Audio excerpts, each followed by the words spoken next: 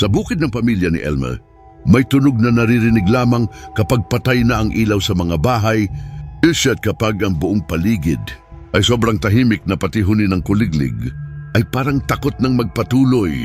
Noong una, inakala nilang karaniwang ibon lamang iyon na dumadaan sa ibabaw ng palayan, isang tunog na matinis, malayo at tila galing sa kung saan sa dulo ng bukid. Ngunit habang paulit-ulit itong bumabalik tuwing gabi, nagsimulang mapansin ni Elmer na hindi normal ang paraan ng paglapit nito. Kapag malakas ang tunog, parang nasa malayo ito, nakasabit sa kadiliman sa bandang puno ng niyog o sa likod ng lumang kamalig. Ngunit kapag bigla itong humihina, kapag ang dating matinis na sigaw ay nagiging halos bulong na lamang sa ibabaw ng bubong, doon nagsisimulang magbago ang hangin sa loob ng bahay.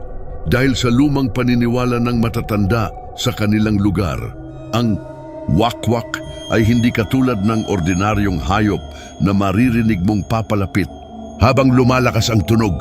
Baligtad ito! Kapag malakas ang sigaw nito, malayo pa siya. Pero kapag mahina na ang tunog, ibig sabihin, hindi mo na siya kailangan hanapin sa labas dahil maaring nasa bubong na siya, nasa bintana, o mas malapit pa kaysa sa kaya mong tanggapin. At sa gabing unang beses na halos hindi na marinig ni Elmer ang tunog ng wakwak, naramdaman niyang may mabigat na bagay na dahan-dahang dumapo sa bubong ng bahay nila.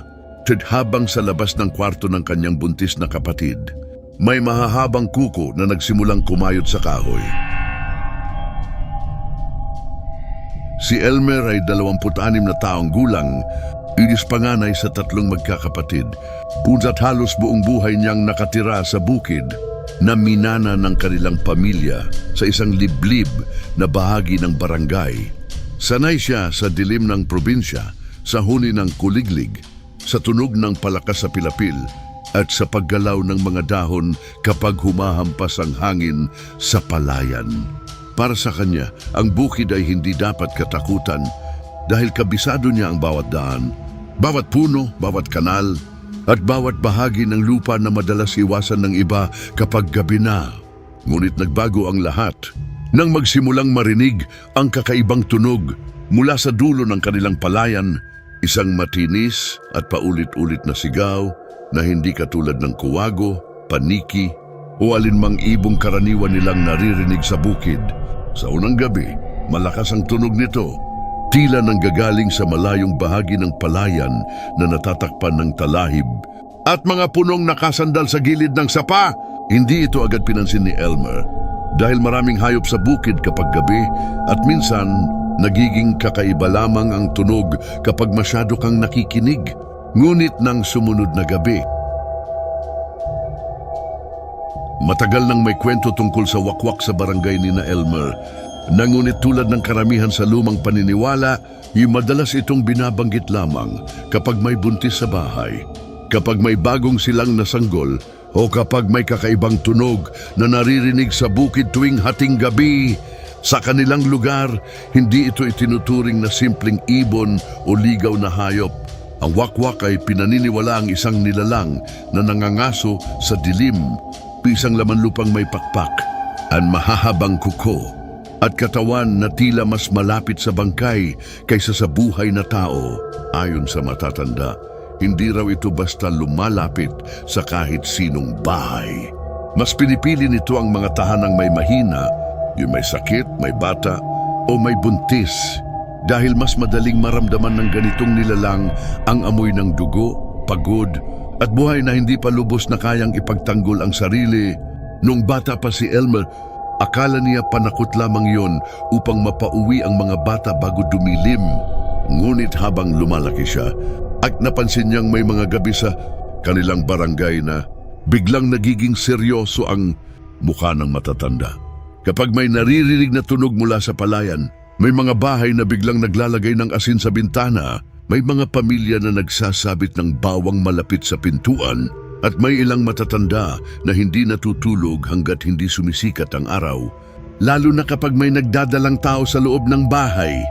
Sa lumang kwento ng kanilang lugar, na may isang babaeng buntis noon na biglang nagkasakit matapos marinig ang paulit-ulit na tunog ng wakwak sa bubong ng kanilang bahay. Walang sugat sa katawan ng babae, walang bakas ng pumasok, at walang malinaw na dahilan kung bakit unti-unti siyang nanghina sa loob. Lamang ng ilang gabi, ang tanging naalala ng pamilya ay ang tunog na gabi-gabing papalapit. Simula sa malakas na sigaw, sa bukid hanggang sa halos hindi na marinig na kaluskos sa kisame.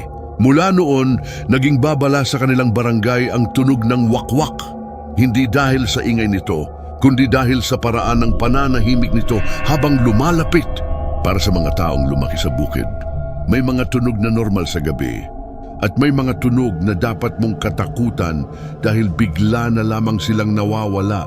At nang magsimulang humina gabi-gabi ang tunog na naririnig ni Elmer malapit sa kwarto ni Lyra, naalala niya ang lahat ng kwentong matagal niyang tinawanan.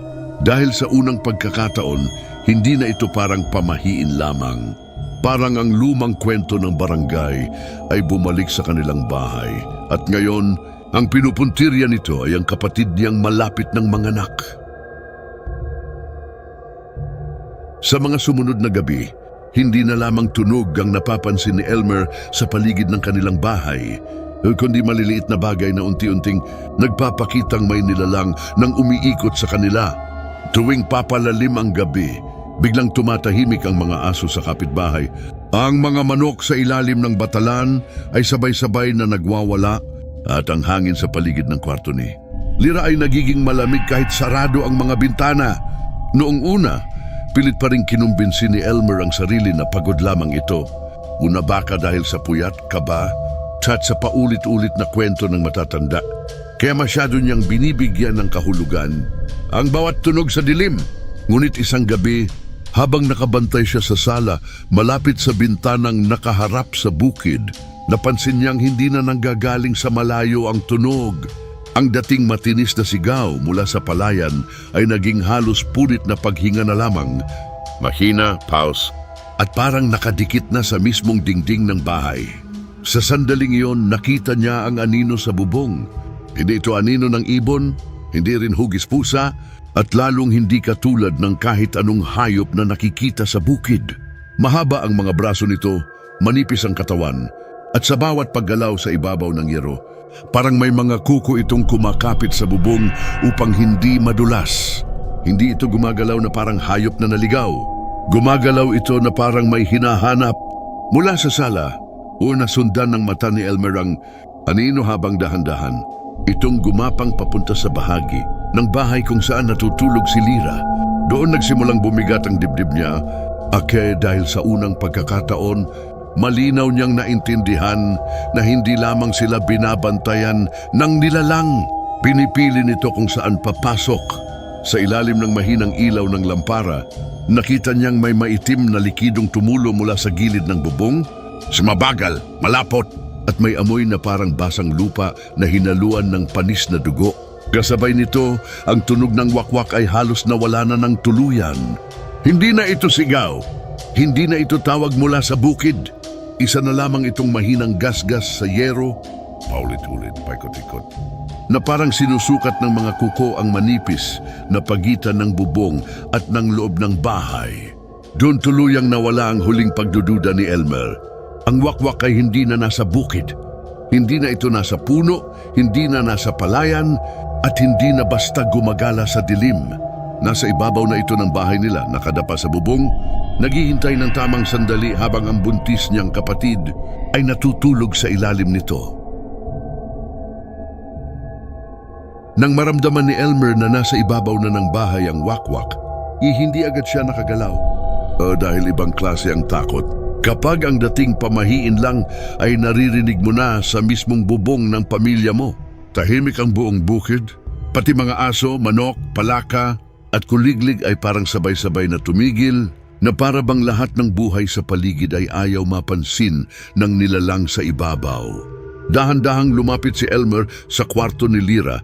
Hawak ang lumang itak na ginagamit niya sa bukid, habang ang bawat yabag niya sa sahig ay tila sobrang lakas sa gitna ng katahimikan. Sa kisame ng kwarto, nagsimulang gumalaw ang wakwak, ang mabagal, paikot-ikot, at parang sinusukat kung saan pinakamahinang bahagi ng bubong.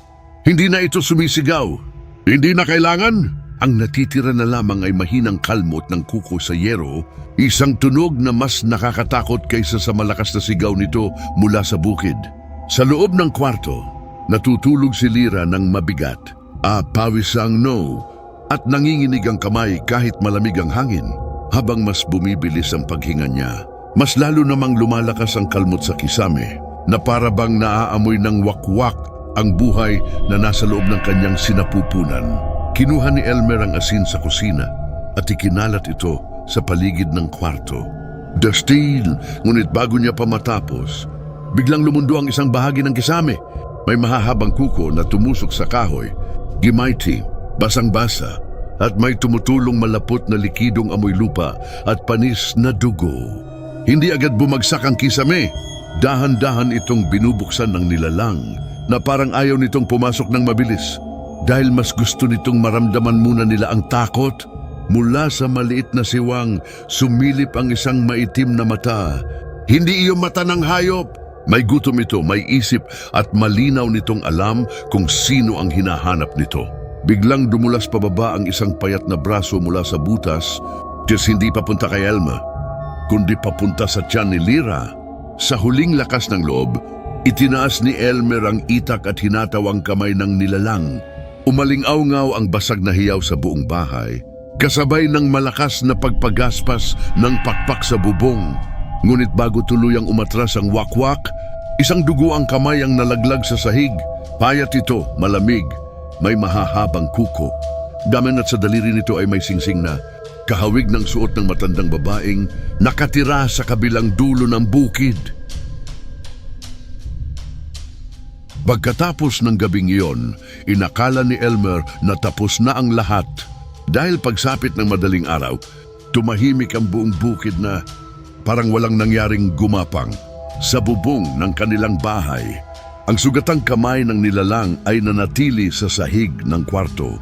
Tuyot na, maitim, at unti-unting naninigas na parang sanga ng punong matagal ng patay. Hindi ito itinapon ni Elmer kung saan-saan.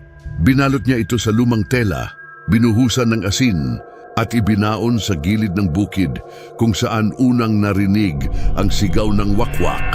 Ngunit bago pa sumikat ng tuluyan ng araw, may isang balitang kumalat sa barangay.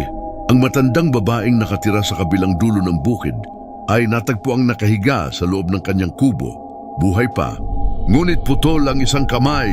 Walang bakas ng dugo sa kanyang sahig, walang sugat na bagong bukas, at walang paliwanag kung paano nangyari iyon habang buong gabi raw siyang hindi lumabas ng bahay.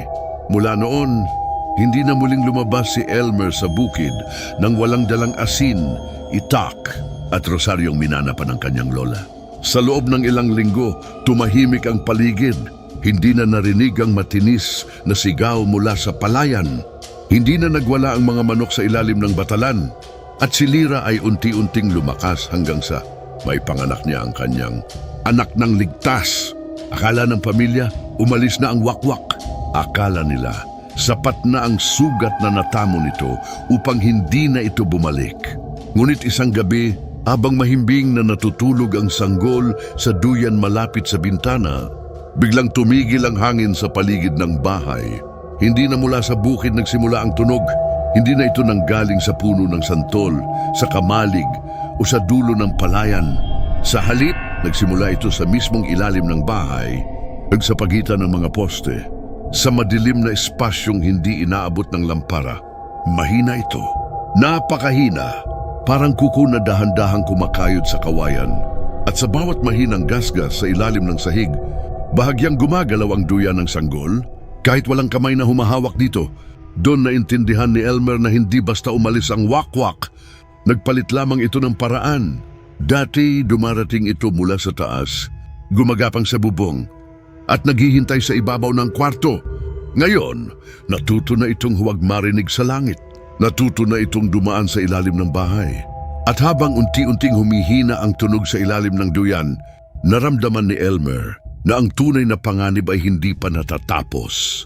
Dahil ang wakwak na minsang nasugatan ay hindi umalis para tumakas. Umalis ito para matutong bumalik ng mas tahimik. Mula ng gabing muling marinig ni Elmer ang mahinang tunog sa ilalim ng bahay, hindi na bumalik sa dati ang kanilang pamumuhay sa bukid. Hindi na sila natutulog ng sabay-sabay. Hindi na nila iniiwang bukas ang bintana kahit mainit ang gabi at hindi na nila hinahayaang nakalapit ang tuyan ng sanggol sa anumang bahagi ng bahay na may siwang, butas o aninong hindi nila makita ng malinaw. Sa loob ng ilang araw, tila tumahimik muli ang paligid, ngunit hindi iyon katahimikan ng kapayapaan. Iyon ay katahimikang parang may naghihintay. Napansin ni Elmer na nagbago ang takot niya sa wakwak. Dati, natatakot siya sa malakas na sigaw mula sa malayo, yung sa pakpak na gumuguhit sa dilim at sa aninong gumagapang sa bubong. Ngayon, mas kinatatakutan niya ang halos walang tunog. Mas kinatatakutan niya ang biglang pagtigil ng hangin, yang biglang pananahimik ng mga hayop, at ang mahinang gasgas sa kahoy na maaaring manggaling sa ilalim ng sahig, sa gilid ng dingding, o sa mismong likod ng kanilang kinatatayuan.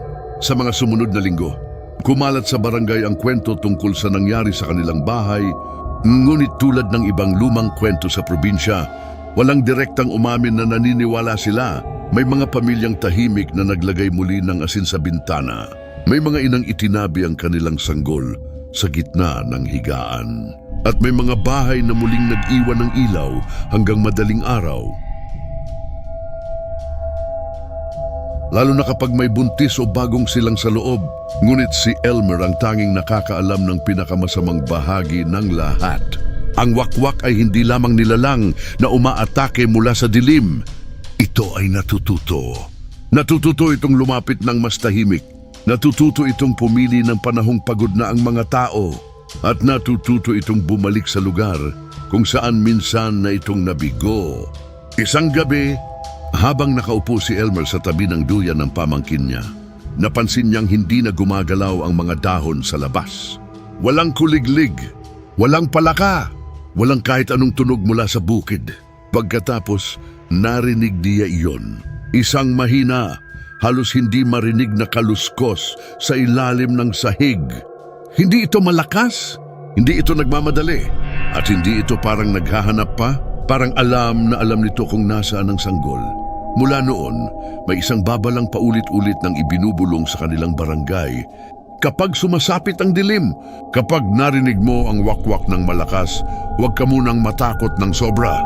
Dahil malayo pa siya, pero kapag biglang humina ang tunog, ngunit kapag halos hindi mo na marinig, at kapag ang buong paligid ay tumahimik na parang may dumating, huwag ka nang tumingin sa bubong, huwag ka na ring tumingin sa bintana, dahil baka hindi na siya nasa labas. Baka nasa ilalim na siya ng bahay mo, naghihintay lang na makatulog ang lahat.